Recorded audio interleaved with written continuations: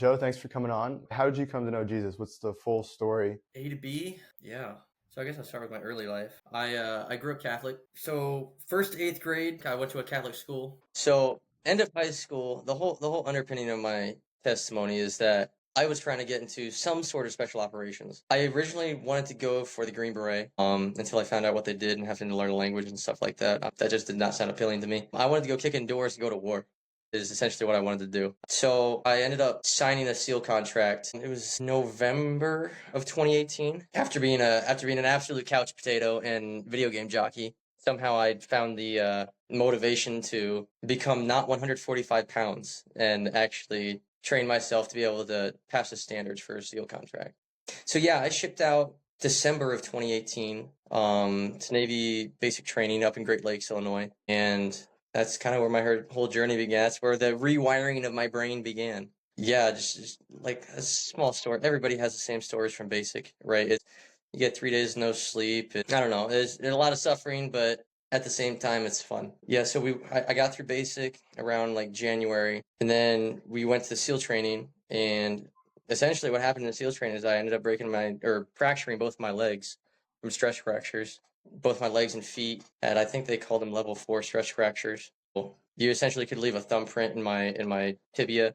Wait, tibia? I don't know. I'm not a nurse or whatever, but you could essentially leave a thumbprint in my bone because they were just so destroyed. And with that, I essentially got kicked out of the program. So like everything I had trained, because I had been training since freshman year of high school. So everything that I'd been training for and wanted was essentially demolished right before my eyes. And yeah, it devastated me for probably like, it still devastates me. But yeah, I ended up getting kicked out of the program, became an undesignated airman. So essentially a dude with no job, but still attached to the Navy.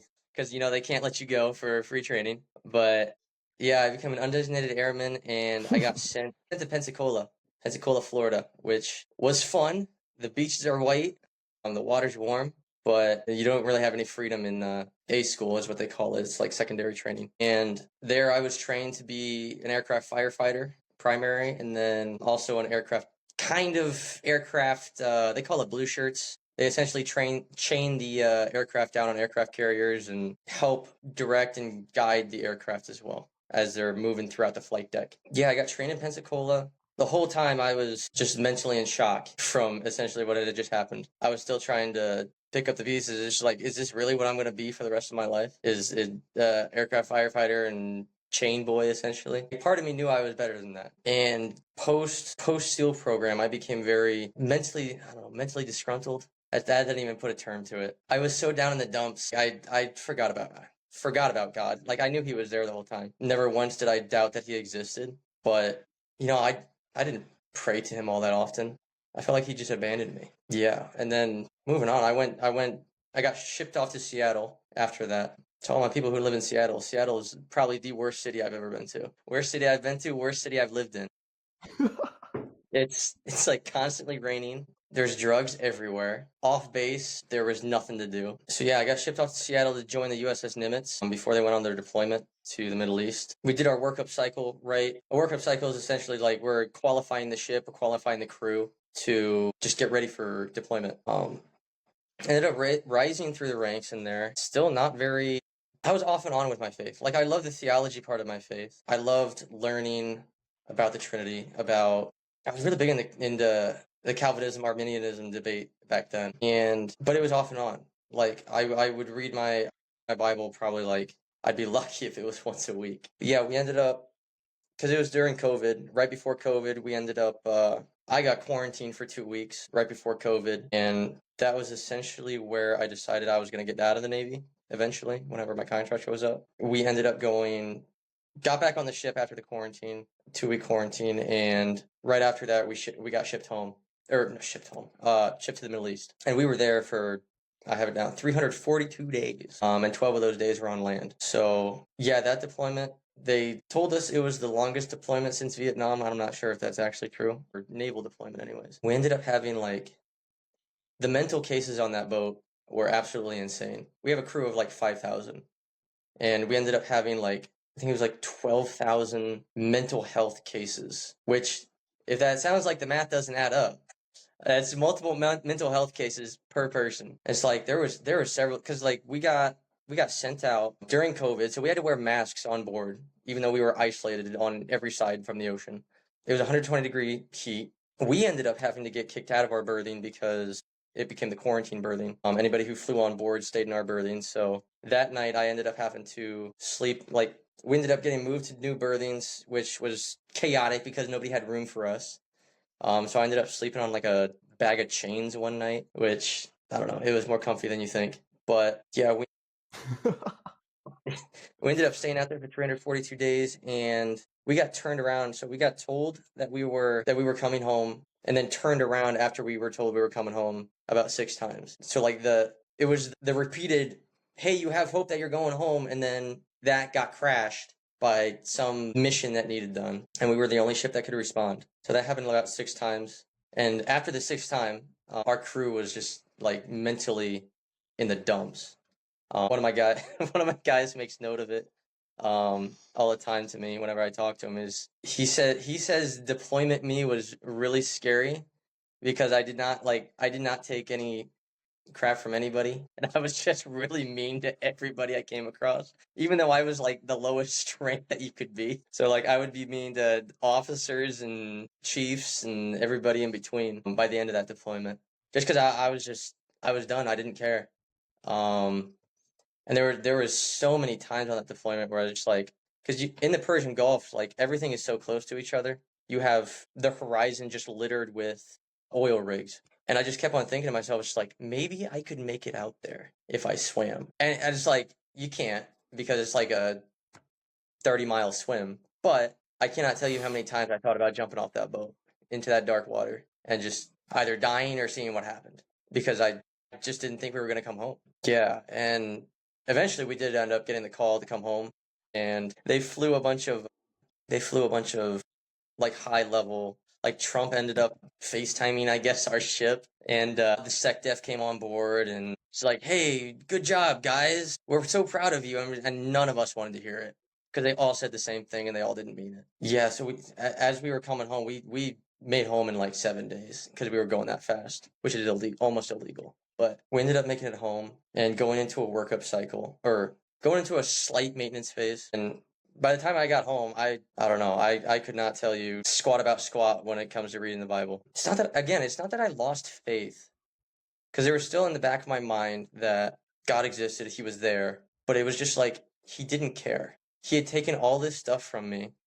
He had taken the SEAL program from me. He'd made me go on like the longest deployment since Vietnam. And in between there, I think it was 1 or 2 grandparents die that I couldn't go to their funeral. And it was just like, God, what are you doing? So I just kind of ignored him because he obviously didn't want to show up for me. So yeah, it was post that deployment. We ended up going into a maintenance phase. And then right after that, it was probably like a month into the maintenance phase, it was because we had dealt with suicides on board before. We had a guy fall off of our brow. Like we have a bridge attached from the ship to the shore so that people can walk across, and the guy fell off that.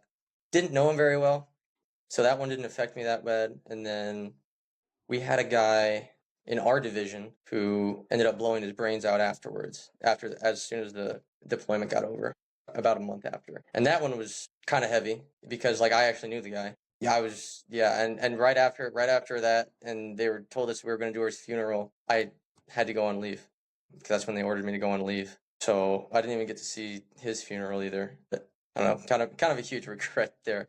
But it was it's like, God, where are you at? Because it just is another loss. And then I ended up going on leave, going home. Can't really tell my family what went on over there, how I was mentally, because I love my family, I do.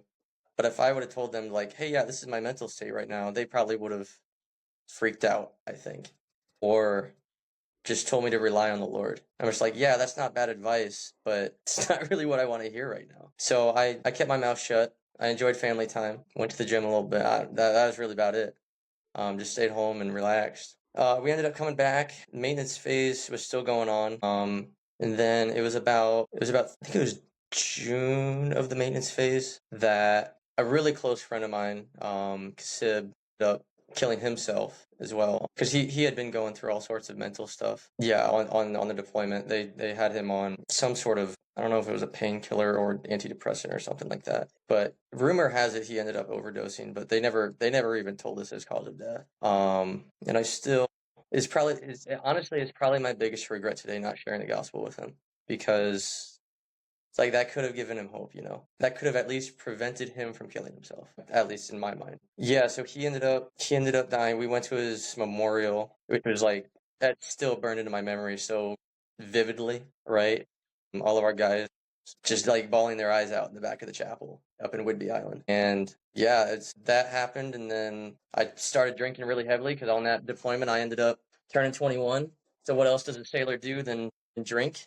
That kind of became my habit. Was I would go to work in the morning, go to the gym, maybe go to the store if I wanted to, go to the liquor store, buy a bottle, and drink.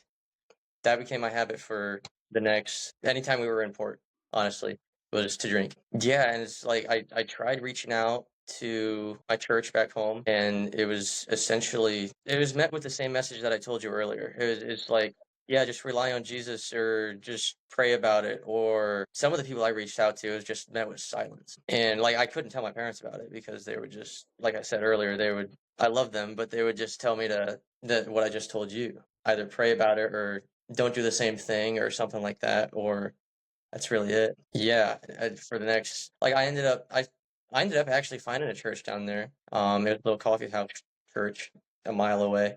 I ended up walking to that every Sunday, and it was all superficial. It really was. Yeah, all superficial. Still didn't really care. I cared a lot about theology. I love philosophy and theology, but still no faith. I did not believe, it honestly has not been till Crew that I believed that God would answer a prayer that I prayed, because I just thought he did not, either what I was doing did not align with his will, or he just didn't care. So eventually we did our workup cycle through that. We ended up going on our second deployment to Southeast Asia. And 3 months into that, conditions were horrible. We didn't have an air conditioning for that one, which made the birthing conditions. I say birthing, I'm not giving birth, but like birthing conditions as in like where we're living. Super hot, super muggy. Could barely sleep most nights because it was so hot. But I was only on that deployment for 3 months, and then I got flown off because my contract was up. And the way that, dude, it's horrible, because like the way the Navy essentially ends your contract if you're lower enlisted is they tell you to pack your bags, get on a van, and they drive, like at least for me, they told me to pack my bags, get on a van, and they drove me to a gas station and said, "Sayonara, good luck." So yeah, no, I ended up taking some Uber all the way to the Seattle airport, and I just flew home like it was nothing.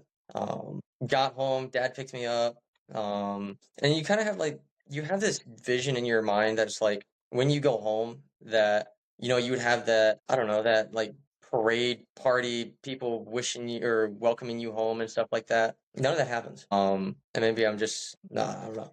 But yeah, so it's like I got home, and it was just like I was just kind of expected to just like flop into normal life, and like nothing happened. Like nothing happened for the last 4 years. Because again, I couldn't really tell my family what was going on because they wouldn't get it. And the only dudes that would get it were the guys that I served with, and they were 3, 4, 5,000 miles away. I don't know how far away they were. But so I was sitting there for what felt like an eternity with these things on my mind. So the best way that I could find to solve it was more alcohol. And like my family doesn't even know, because like military teaches you how to hide stuff very, very well. So like I don't think, like, my family would be shocked at how much I was drinking when I got home. But yeah, I hid that, and eventually my stepfather, he had invited me to this old guy's study when I was in, and every time I came on leave, I went to that study, and it was like a breath of fresh air, because I just breathed wisdom and prayer into my life, and I ended up going to that more regularly. They The Lord has a sense of humor, because it was very ironic. They ended up holding it in an addiction center to help people just have an addiction ministry. I wasn't there for an addiction, even though I probably should have been. But yeah, I ended up going there for a solid month or two, and they really, Steve McFarland and my stepfather and all the guys there, I think it was their constant prayer that ended up helping me turn around. Drinking became less, because I used to be terrified at any sort of social interaction at church, any social event. I had I had to take at least 2, 3 shots before I spoke to anybody, even though like I knew all of them too. I was well known at church, and that interaction just terrified me because like I had no idea how to relate with people anymore. I had no idea how to talk to people anymore. So yeah, I ended up starting to get better, and then it was after the 3rd month of being home, another friend committed suicide. He had been out for a little bit before me, but he was one of my guys from Indiana. And was he a great sailor? No. But again, that guilt fell over me of like I could have done something. I knew the gospel. I could have shared the gospel with him. Yeah, and that weight just sat on my shoulders. Again, no small amount of drinking for that one either. And then eventually, for whatever reason, before I came to Ohio State, it was like the month before I came to Ohio State, I had some sort of like generational lock-in. I I went cold turkey on everything. I stopped drinking. I went really hard into my Bible because you hear all the rumors about college campuses when you're not on one that, oh yeah, everything's all super liberal and there's no Christianity on campus or anything like that. So I was essentially preparing for war, and I wanted to be as theologically ready as I possibly could. Luckily, that ended up not being the case. There's so many Christian campuses on Ohio State's campus. So yeah, I ended up getting plugged in with crew at Ohio State, and it was really with crew that I ended up because you have two sides of a believer, right? You have their theology and then you have their heart. And in many ways, what I think the evangelical church gets wrong today is they lack the theology, but they have a lot of heart. But really, your theology should inform your heart. I mean, you see that a lot with the early churches. Like their heart is so full of good theology that they're on fire for the Lord. But for me, I was heavy in theology, heavy in the knowledge, low on the heart. So crew really helped me see that heart connection, I think, and have a heart for the people there. So yeah, I was the crew freshman year. I got really involved. I essentially told myself, it's just like, I'm not going to lie to these people. I'm not going to hide anything if they ask. And I'm going to do whatever I can to minister to God's people there. So freshman year crew, I learned how to talk to people again without drinking, which is, you don't think you have to say that, but so yeah, learn how to talk to people, learn how to initiate conversations with people. Thanks to our Slovakia trip. And then sophomore year, my stepfather ended up dying and my grandmother ended up dying, all within the same week. And that's really when I knew I had changed a lot because I wasn't as saddened about their death as I was like Kasib's or any of my other guys. In fact, I won't say joyful, but I was comforted, I think, because I knew I would see him again. And I was filled with responsibility from the Spirit, I think, because I knew it was my turn to take up some sort of mantle in his place. And yeah, I think that essentially brings us to where we are today. Not much has happened since then. Yeah. Man, that's an incredible story, dude. God is so good. Let me ask, what was the biggest lesson that you learned that you would want to share with people watching from how you came to know Christ? Biggest lesson. Be willing to suffer, I think, is the biggest one. Steal the phrase from Rocky, the world ain't all sunshine and rainbows. If you're following Christ well, I think you're going to end up getting hit in the mouth. I think it's how you respond to that getting hit in the mouth that shows you where you're at in your faith. So yeah, just be willing to suffer. Man, And that's good. So what's one verse that you live by now that if you had to say this is my life verse, what would it be? my verse, dude, there's too many good ones. That's the response I get from everyone. No, I know, dude. Yeah, can I say the whole Bible? No, I can scratch out Chronicles. How about that? I would say the entirety of Philippians 2. Entirety? Do I say entirety? Okay. Yeah. I would say Philippians 2. It's not a verse, but it's that humility, right? Christ gave up, he didn't give up in his divinity, but he gave up any rights that he had or that he could claim so that he could suffer on the cross for us. So, that's what we should do. That's what I want to do. Do I do that all the time? No, but that's what I want to do. Well, Joe, thanks for coming on, dude. Thanks so much. Love hearing your story. But yeah, man, thanks for coming on and sharing your story, dude. Yeah, thanks for having me, man. Absolutely, man. All right, I'll see you soon, man. Yes.